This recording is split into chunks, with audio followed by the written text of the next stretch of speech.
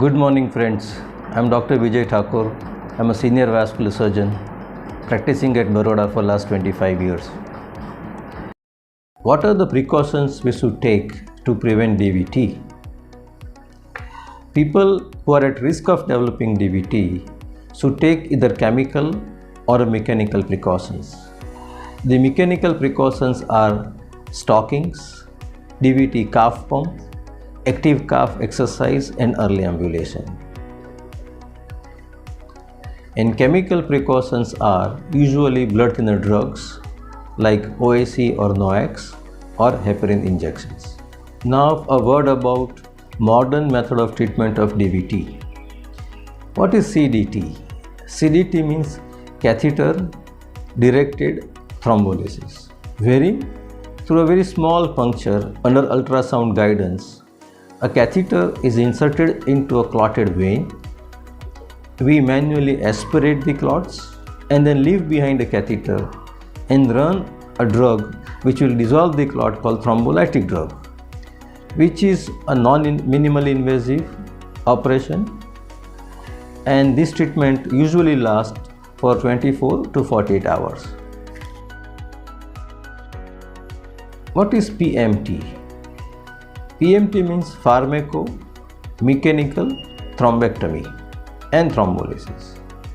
In this method, we usually use some technology, some machines like angiojet, ECOS or a penumbra, wherein we break the clot, we suck the clot and we make vein free of clots. And if need be, we run these thrombolytic drugs, means blood dissolving drug, clot dissolving drugs for some time. These are quick procedures and this can be done in 2 to 3 hours time. How is it better than a conventional treatment?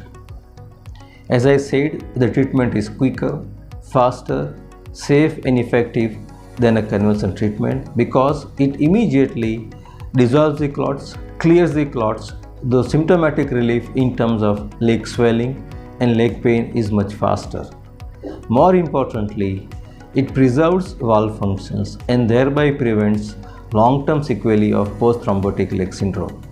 But in a special environment like in a cath lab or some kind of imaging guidance, and patient doesn't need a long hospitalization, patient need to stay in the hospital for 3 to 4 days time. The aftercare or a post-operative care is again not very much. They need to continue with stockings and medications like OAC or NOAC, and they can resume activities as soon as possible. Are these procedures safe? Yes. If performed by a right person in a right ambience, it is very safe. Still, there are few consequences like inadequate thrombolysis leading to rethrombosis or a pulmonary embolism, which certainly can be prevented by putting a temporary IVC filter, or some bleeding somewhere, maybe local bleeding or a systemic bleeding.